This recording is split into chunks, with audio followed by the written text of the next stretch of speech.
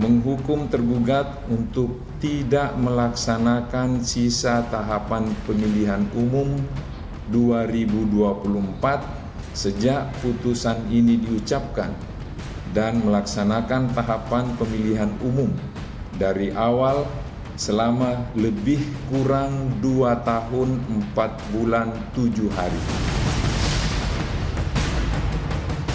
Perlu kami tegaskan bahwa KPU tetap akan menjalankan tahapan-tahapan pelaksanaan atau penyelenggaraan pemilu 2024 ini.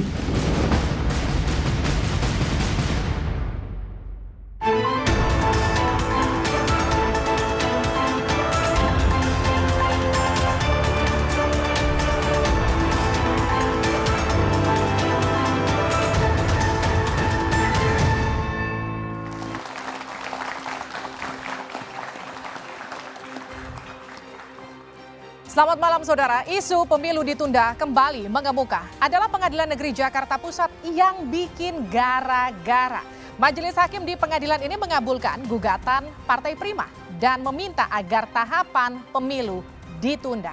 Putusan ini menuai kritik dari banyak kalangan. Selain dianggap tak berwenang, PN Pusat juga dinilai mencederai konstitusi. Meski kinerja KPU tetap harus dikritisi, putusan menunda tahapan pemilu dianggap sangat berbahaya. Benarkah ada upaya agar pemilu ditunda? Dan apa dampaknya jika tahapan pemilu benar-benar ditunda? Kita bahas bersama dengan sejumlah narasumber yang sudah hadir di studio Dua Arah. Agus Jabo Priyono, Ketua Umum Partai Rakyat Adil Makmur, Partai Prima. Selamat malam. Ujang Komarudin, Direktur Eksekutif Indonesia Political Review. Selamat malam. Selamat malam Mbak, Assalamualaikum. Waalaikumsalam. Selanjutnya kita sapa Pak Puadi, Komisioner Bawaslu RI. Selamat malam. Selamat malam, Assalamualaikum. Waalaikumsalam. Dan yang terakhir ada Saleh Partaunan Daulay, Ketua Fraksi PAN dari DPR RI. Selamat malam. Selamat malam. Assalamualaikum warahmatullahi wabarakatuh. Dan juga teman-teman mahasiswa dari Universitas Indonesia, UIN Syarif Hidayatullah Jakarta, Universitas Pancasila, dan Universitas Katolik Indonesia Atmajaya.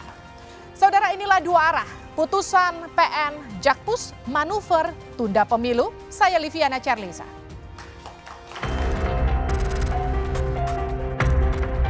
Putusan Majelis Hakim Pengadilan Negeri Jakarta Pusat bikin gempar. Gara-gara Majelis Hakim meminta agar KPU menunda tahapan pemilu. Menghukum tergugat untuk tidak melaksanakan sisa tahapan pemilihan umum 2024 sejak putusan ini diucapkan.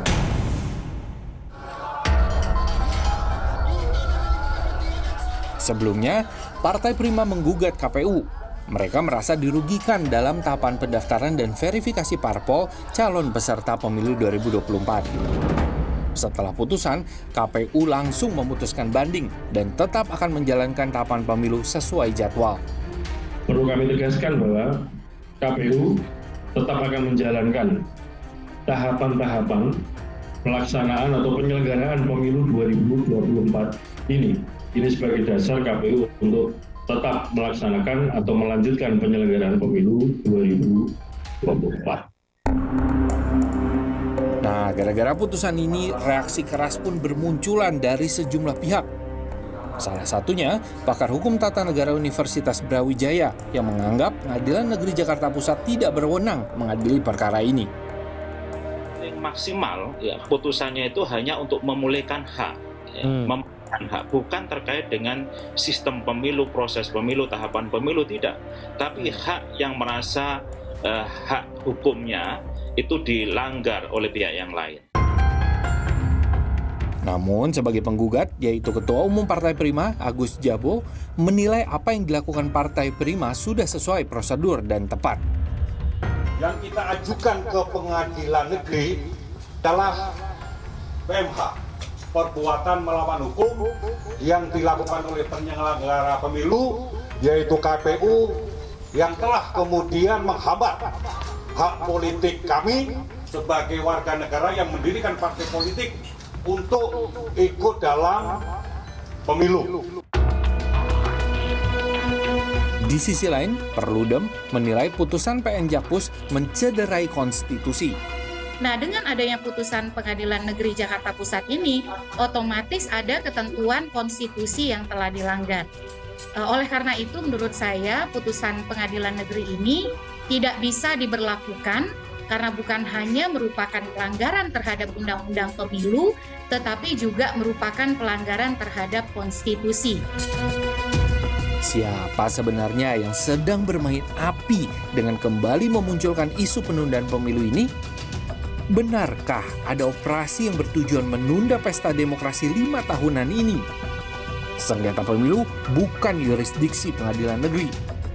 Lalu, apakah putusan ini harus dilaksanakan atau harus diabaikan?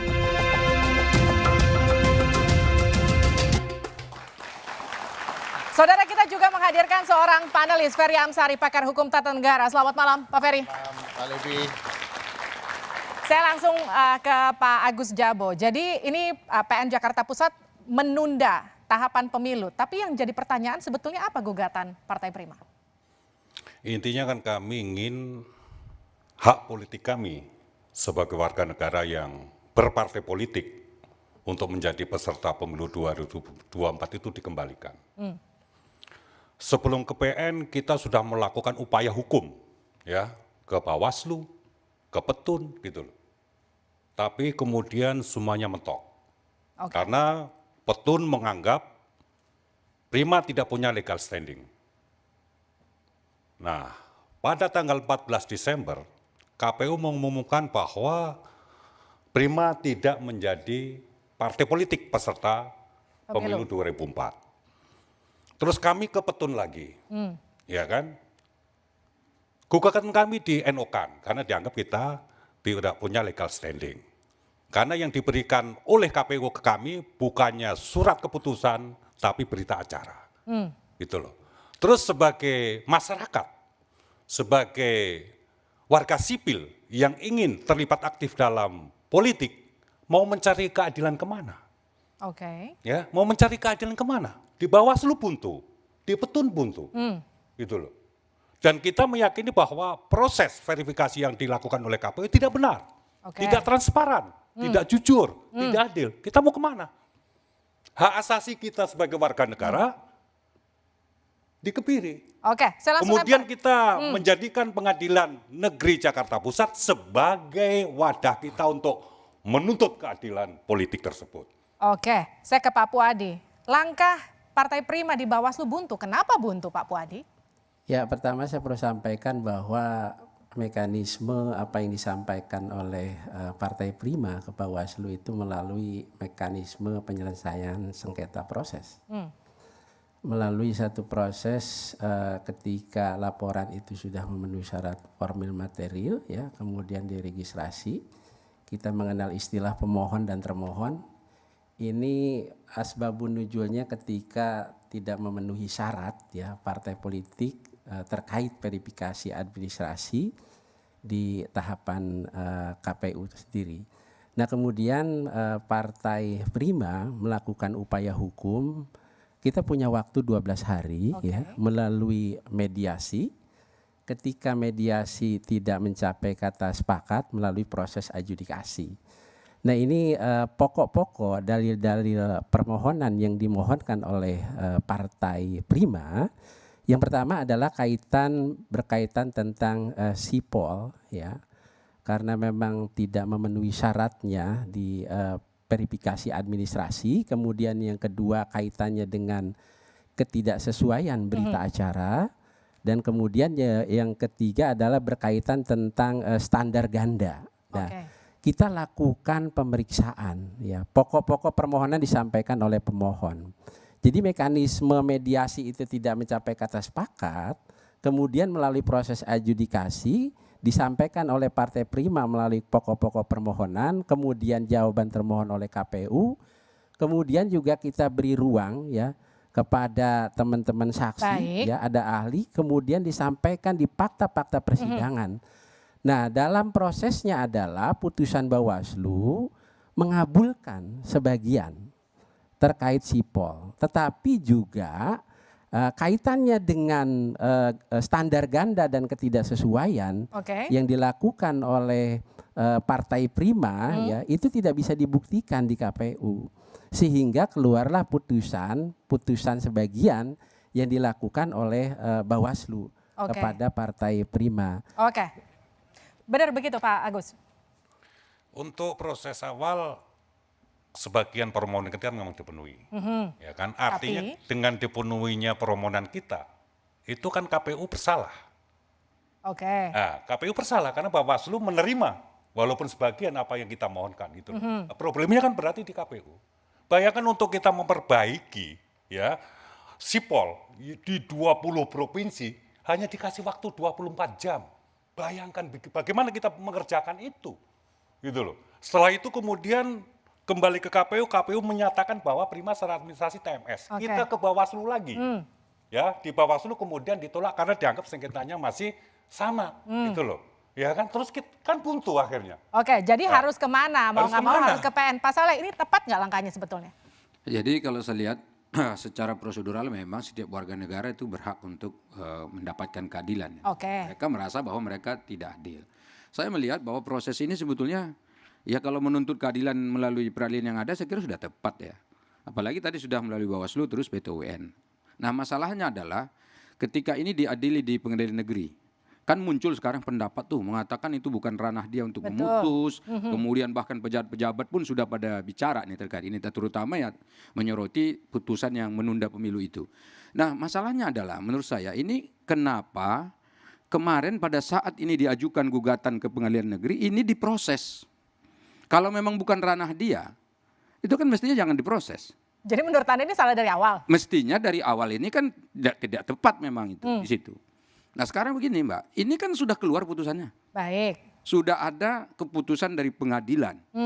Yang mestinya setiap warga negara harus taat pada pengadilan itu. Itu dicatat dulu. Tetapi masalahnya adalah bahwa ini dianggap bahwa putusan itu bertentangan dengan katakanlah Undang-Undang Dasar 1945 pasal 22E ayat 1 misalnya.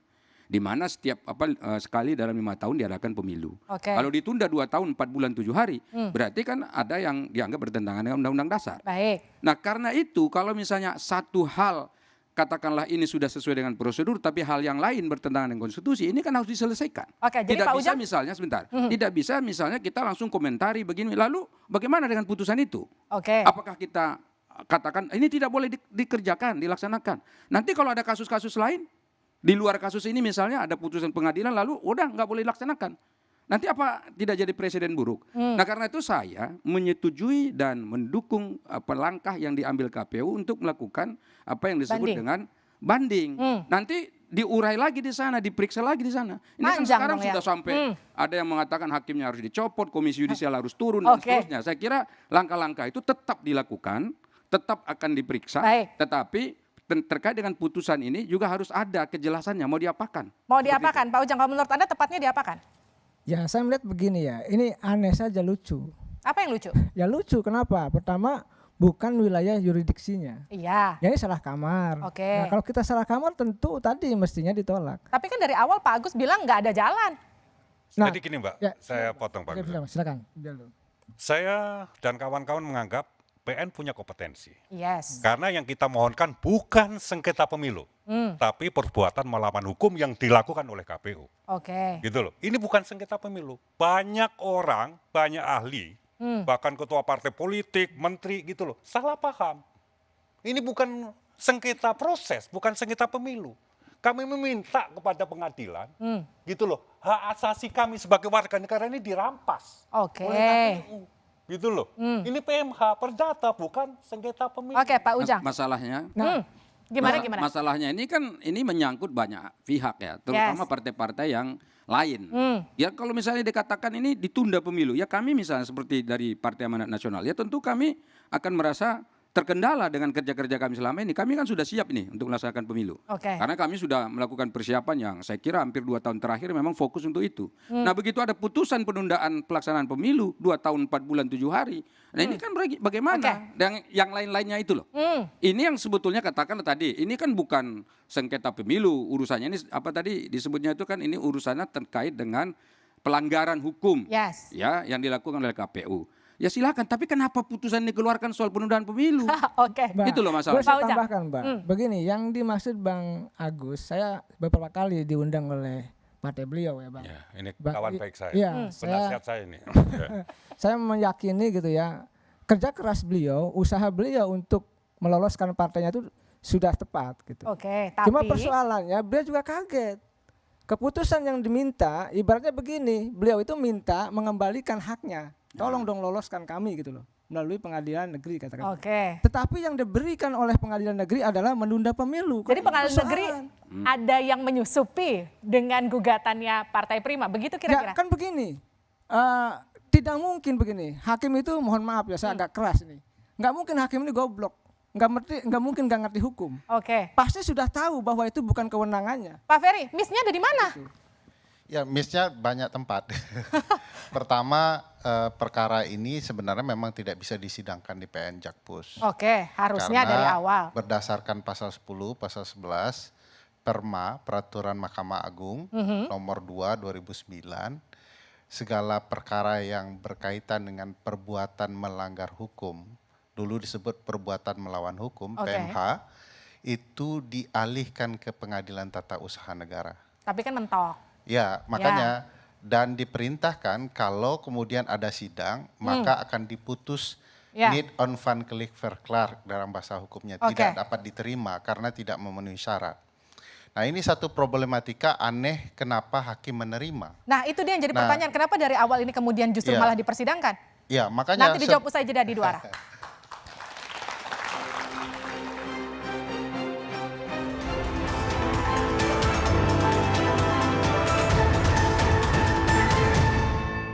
Komisi Yudisial akan melakukan pendalaman terhadap putusan tersebut, terutama untuk melihat apakah ada dugaan pelanggaran perilaku yang terjadi.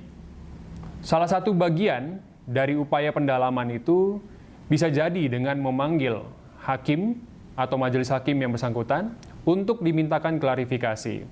Namun, perlu digarisbawahi bahwa terkait dengan substansi putusan, Komisi Yudisial tidak berwenang untuk menilai baik atau benarnya suatu putusan, buruk atau baiknya suatu putusan. Forum yang tepat untuk menguatkan atau mengubah substansi putusan adalah melalui upaya hukum. Oke, proses hukumnya terus berjalan karena KPU juga memutuskan untuk banding, tapi yang jadi pertanyaan sekarang setelah kemudian ini bergulir, apakah kemudian putusan PN Jakarta Pusat tetap harus dilanjutkan? Proses tahapannya ditunda, Pak Ferry? Ya, yang ini menurut saya poin penting untuk diluruskan di tengah masyarakat. Di dalam ranah peradilan, kalau kemudian pengadilan ya menyidangkan yang bukan yurisdiksi dan kompetensinya, maka putusan itu dianggap batal demi hukum, alias dianggap tidak pernah ada.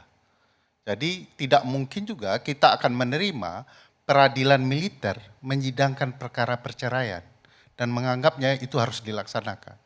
Ini bukan yurisdiksi mereka, begitu juga dengan kasus di PN Jakpus. Oleh karena itu ada dua langkah, langkah pengabaian, apalagi nanti akan dibuktikan masalah etiknya. Kedua, langkah hukum dengan melakukan banding. Nah, ini permasalahan yang harus jernih dilihat oleh masyarakat. Dan saya lihat memang ini kesalahannya fatal ya, apalagi sudah disebut oleh Bang Saleh Daulay pasal 22 ayat 1 soal azas pemilu yang 5 tahun sekali itu juga dilanggar. Bahkan uniknya ini kan perkara perdata PMH. Dalam konsep perdata kalau ada pelanggaran hukum privat di antara dua orang atau lebih ternyata terbukti, yang diperbaiki oleh peradilan adalah hak privatnya itu. Apa hak keperdataan dari Partai Prima yang terganggu? Verifikasi administrasi mereka terganggu sehingga mereka tidak bisa verifikasi faktual, sehingga tidak bisa menjadi peserta pemilu. Putusan peradilan kalau bisa membuktikan akan memperbaiki itu. Tapi ini kan loncatannya luar biasa. Panjang, tapi ini kan loncatannya berbeda dari ini ruang privat tiba-tiba masuk ke hukum publik yaitu proses penyelenggaraan pemilu. Dua hal yang berbeda yang tidak bisa dilakukan oleh pengadilan. Nah, konteks tadi teman-teman Partai Prima merasakan ketidakadilan memang ada dan bisa dibuktikan kecurangan-kecurangan dan bagaimana Partai Prima itu digantung. Tetapi Partai Prima sebagai anak bangsa yang harusnya percaya dengan proses peradilan harus yakin bahwa ini harus dilalui, tidak boleh emosional, apalagi meminta dalam petitumnya. Ini petitum Partai Prima, permintaan ke pengadilan untuk menunda pemilu. Partai Prima yang menginginkan. Oke, jadi ini yang menginginkan Partai Prima, Pak Agus Diapo. Jadi begini, kita tidak pernah meminta penundaan pemilu. Kita meminta proses pemilu dihentikan. Sejak awal kita sudah membangun gerakan seperti itu. Begitu kemudian di Bawaslu mentok, ya, kita sudah membangun gerakan itu. Ini ada proses yang tidak benar, tidak jurdil. Tapi kalau prosesnya dihentikan semua, otomatis kita minta diaudit. KPU harus diaudit, karena ada banyak masalah, gitu loh. Saya sudah mengatakan kalau kemudian partai kami dokumennya itu tidak pas, tidak sesuai dengan undang-undang atau ketentuan KPU, boleh kami tidak diloloskan. Tapi dibuka juga dong partai-partai lain, gitu loh. Tapi kan tidak ada proses itu. Ya kan, tidak ada. Pada tanggal 14 Desember, kemudian KPU mengumumkan bahwa Prima tidak ikut sebagai peserta pemilu. Terus mau kemana kita? Bagaimana supaya kita bisa ikut, gimana caranya? Kan begitu logikanya gitu loh. Silakan Pak Puadi. Ya, saya melihat sebetulnya kalau dari sudut pandang isi ya, dari isi amar putusan yang dikeluarkan oleh Pengadilan Negeri itu secara eksplisit itu tidak menyampaikan kaitannya dengan penundaan pemilu sebetulnya. Secara eksplisit ya. Dan di Undang-Undang 7 tahun 2017 ya, di ketentuan pasal 431, 432, 433 itu pun sebetulnya tidak ada klausal kaitannya dengan penundaan pemilu sebetulnya. Yang ada pemilu lanjutan dan pemilu susulan sebetulnya. Nah, untuk itu ya kaitannya dengan upaya-upaya hukum yang dilakukan oleh Partai Prima ke Bawaslu ini Partai Prima yang kedua kali kan hadir ke Bawaslu. Untuk mengajukan upaya hukum setelah dia melakukan ke Petun ya. Nah, menurut kami di Bawaslu memang kita mengenal istilah nesbi in idem ya, artinya memang putusan yang sudah diperiksa tidak bisa diperiksa kembali gitu. Nah, mengenai langkah Partai Prima dia melakukan upaya hukum secara subjektivitas Partai Prima ke Pengadilan Negeri, saya kira ini adalah merupakan satu hak Partai Prima ketika tidak bisa melakukan upaya hukum di ruang-ruang lembaga-lembaga yang menurut Partai Prima ini barangkali mungkin dalam keterpenuhan sebagai warga negara yaitu sah-sah saja. Hanya saja kita mengenal istilah erga omnes ya, dalam arti mungkin bisa juga mengenal urta virus yang kaitannya dengan melebihi satu kewenangan yang seharusnya ini wilayah-wilayah apa yang disampaikan tadi Bang Ferry ini menyangkut jurisdiksi, memang itu masuk dalam wilayah yang terlalu jauh langkah-langkah yang dilakukan. Kejauhan langkahnya Pak Ujang, tanggapan Anda? Iya, saya sudah katakan di banyak media, saya bilang ini aneh tapi nyata di dunia peradilan kita. Yang aneh yang mana? Ya begini, kita ini sudah berdarah-darah menolak Jokowi 3 periode. Dan teman-teman mahasiswa di sini sudah demonstrasi 11 April itu. Bahkan kita dituduh-tuduh sebagai salah satu mentor demo ketika itu. Yang kedua, ya kita juga menolak juga perpanjangan masa jabatan presiden. Nah, sekarang ada skenario juga yang memang dulu muncul tenggelam, sekarang diputuskan oleh katakanlah tadi ya PN Jakarta Pusat penundaan terkait dengan persoalan pemilu. Saya melihat begini, ini logika-logika yang sesungguhnya di luar rasionalitas kita, baik dalam konteks psikologi maupun dalam konteks hukum. Tidak ada pakar hukum yang membenarkan semua ya apa yang telah diputuskan oleh Pengadilan Negeri Jakarta Pusat. Begitu juga logika politik di mana? Tapi ya karena begini, ini proses sedang berjalan, tahapan sudah jalan, dan jangan lupa Bang Agus ini meminta haknya untuk dikembalikan katakanlah untuk bisa menjadi peserta pemilu. Kan itu bukan tadi menunda pemilu.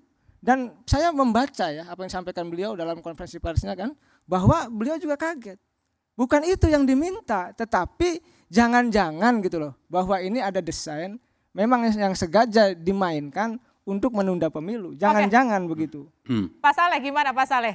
Ya, saya sebetulnya ini mau komentari apa yang disampaikan oleh Bang Ferry tadi. Ini kan katanya nih, berarti ini putusan ini karena sebetulnya ini putusan yang bukan wilayah dia untuk memutuskan hal putusan tersebut. Yang offside. Ya, dan itu dianggap ya sebetulnya tidak ada. Tapi? Pertanyaan saya, kalau memang itu tidak ada, ini mestinya harus diungkapkan ke publik. Ini lembaga apa yang mengatakan bahwa ini putusan batal? Atas dasar apa dia dikatakan batal? Ya kan, sementara mereka sudah mengikuti proseduralnya secara benar gitu. Dan ini peradilannya kan terbuka. Ini maksud saya supaya nanti KPU jelas nih, supaya ada landasan. Kita kan pingin pemilu yang ada ditunda-tunda. Kita pingin terlaksana dengan baik. Itu satu. Yang kedua, Bang Ferry mengatakan, yang kedua langkah yang bisa diambil adalah melanjutkan ini ke tahapan katakanlah banding seperti itu. Baik. Kalau misalnya banding, berarti putusan itu ada. Kalau nggak ada putusannya ya nggak boleh dibandingkan dong, nggak boleh naik banding. Kan gitu, paham nggak maksudnya? Paham. Tadi kan yang pertama tidak ada, kalau nggak ada ya ngapain banding. Nah ini yang menurut saya harus dikelirkan, diluruskan diperjelas. dulu. Diperjelas supaya ini masyarakat paham, kemudian penyelenggara pemilu paham, peserta pemilu paham, dan dengan begitu kita tidak lagi misalnya katakanlah berdebat seperti ini di dalam ruang publik yang Baik, Pak Ferry, lurusin tidak dulu ada dong ujungnya intinya. begitu. Jadi kita nggak debat kusir begini, kita nggak panik sendiri, jangan-jangan pemilu ditunda. Tapi kan ada yang bilang kalau jangan-jangan ini putusan PN Jakarta Pusat ini ada bagian dari upaya untuk menunda pemilu. Kalau Anda melihatnya adakah aroma ke sana? Nanti dijawab saja dari Duara.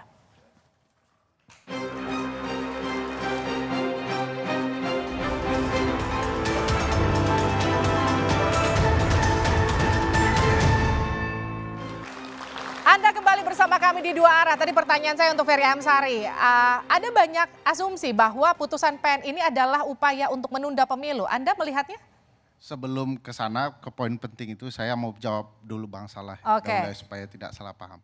Kalau kemudian sebuah peradilan melakukan perbuatan yang dilarang, karena Perma sudah melarang, maka konsekuensi putusannya adalah batal demi hukum, dianggap tidak pernah ada. Tapi agar dia berkekuatan hukum sendiri harus diajukan ke pengadilan untuk dinyatakan dibatalkan. Baik. Dibatalkan itu berdasarkan putusan pengadilan karena memang terbukti bahwa ini terang benderang tidak sesuai dengan ketentuan. Nah, kalau kemudian ada cerita bahwa ini bagian dari skenario penundaan pemilu, publik tidak bisa disalahkan karena ini banyak rangkaian. Ada kelompok-kelompok tertentu yang bicara soal penundaan pemilu karena ada orang terbaik sedang memimpin bangsa, ditunda saja. Lalu muncul berbagai suara soal kepentingan itu. Bahkan belakangan ini kita dengar mantan presiden turun gunung bicara ada potensi penundaan. Ini kan mengindikasikan ya. Kemudian memang ada cerita ini. Dulu samar-samar tiba-tiba keluar putusan ini. Terang benderang lah.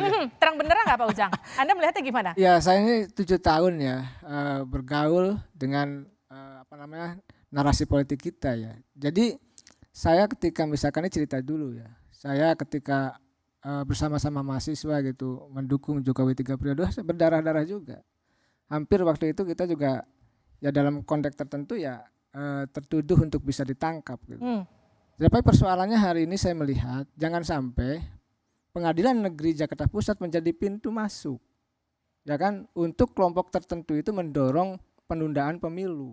Karena kita sebagai anak bangsa ya, mahasiswa semua, Bang Saleh, Bang Poadi, Bang Peri, Bang Agus, semua kita semua sepakat bahwa kita mengawal proses transisi demokrasi ini ya kan dengan melaksanakan pemilu secara reguler untuk mencari pemimpin yang terbaik. Baik, itu kan niatan kita bersama. Tapi kemudian setelah keluar putusan dari PN Jakarta Pusat, sekarang salah satu tertuduhnya bisa juga jadi dari Partai Prima karena Anda kemudian menggugat ini dan putusan ini muncul. Tidak, Partai Prima ini hanya ingin mengungkapkan kegelisahannya dan ingin menuntut keadilan.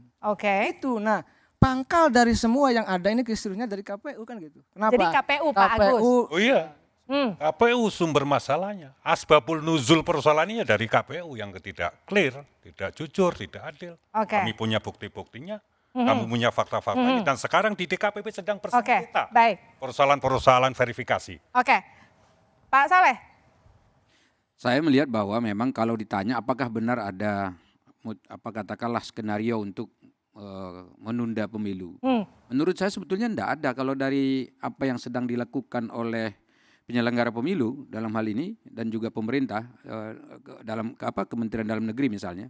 Ini saya lihat nggak ada. Buktinya apa? Buktinya tahapan pemilu sudah disepakati. Tanggal-tanggalnya sudah semua dan itu disetujui oleh semua partai politik yang ada di DPR misalnya.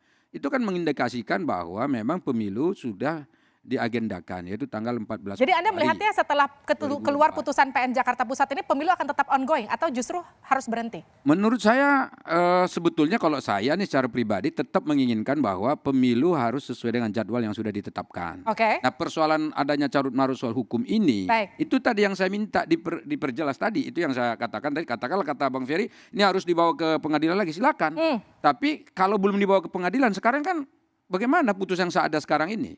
Kan mesti harus segera dibawa itu supaya diputuskan. Bang, karena dia banding, dia belum ingkrah Bang, tidak bisa dilaksanakan. Oke, tapi suara Bawaslu? Ya, bentar, saya gini, karena dia masih banding, berarti kan dianggap bahwa putusan yang tadi kan berarti berlaku, Bang. Tidak berlaku, Bang, karena belum ingkrah, belum berkekuatan hukum. Nanti kalau sudah diingkrahkan baru nanti kemudian ada putusan yang mengatakan bahwa ini tidak berlaku. Nah, selama periode ini tetap berarti pelaksanaan tahapan tetap sesuai dengan yang jadi nggak ada indikasi penundaan pemilu kalau begitu. Berarti tetap jalan. Jadi salah maksud kalau misalnya memang ini ada upaya untuk menunda yang perlu pemilu. kita tanya itu bukan itu sebetulnya, bagaimana Partai Prima melihat kenyataan ini kalau misalnya putusan itu sendiri belum berlaku sementara tahapan berlangsung. Kalau semakin jauh tahapan ini berlangsung, mereka yang menuntut supaya mereka ikut pemilu itu akan ketinggalan di belakang. Itu sebetulnya persoalannya kan, kenapa misalnya harus ditunda pemilunya? Untuk kemudian dia bisa menyusul. Untuk mengakomodir mereka sebetulnya. Arahnya kan ke situ. Nah, sekarang kan tetap aja jalan. Nah, kalau tetap jalan bagaimana dengan mereka gitu? Nah, ini kan simpang siur persoalannya di sini. Kita tetap berharap pemilu tetap sesuai dengan jadwal semestinya. Mestinya Partai Prima juga harus sesuai jadwal mestinya ya. Bukan untuk menuntut menunda begitu. Persoalan itu Mbak Livi sebenarnya sudah ada jawaban. Memang problematikanya ada di KPU, mohon maaf Pak Wadi, ada juga di Bawaslu. Ketika sudah dimenangkan oleh Bawaslu sebagian, KPU tidak mematuhi dan Bawaslu membiarkan. Nah, gimana Pak Wadi? Saya perlu penting ini, bahwa keadilan soal verifikasi ini keadilan problematika yang harus segera ditangani. Artinya kita mencari solusi sekarang Pak Wadi. Dalam konteks untuk mengafirmasi keadilan, konteks penegakan hukumnya, upaya-upaya itu kan kita sudah lakukan melalui proses pemeriksaan. Dan kemudian juga di dalam fakta-fakta persidangannya memang menunjukkan kenapa Bawaslu dengan putusannya ya memutuskan sebagian, artinya bahwa Bawaslu sudah melihat dari fakta-fakta persidangan dan pertimbangan-pertimbangan hukumnya.